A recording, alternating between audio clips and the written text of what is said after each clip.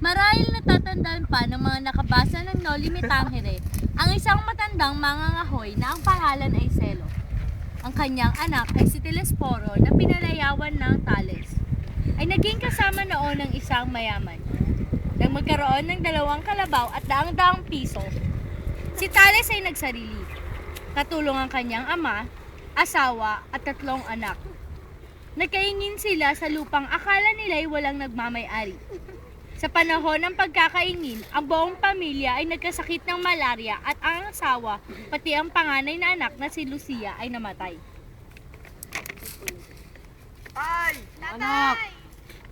Nang magsimula ang pag-aani ng kanilang unang pananim, isang korporasyon ng mga pari ang umangkin. Pinabayaan nila si Tales na mamahala sa lupa at pinabayad na lang ng buwis.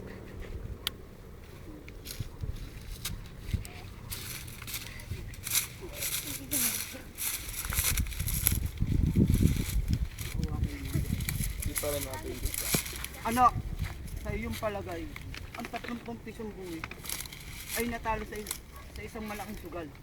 O kaya naman, nahulog sa tubig at nilamon ng mga buaya.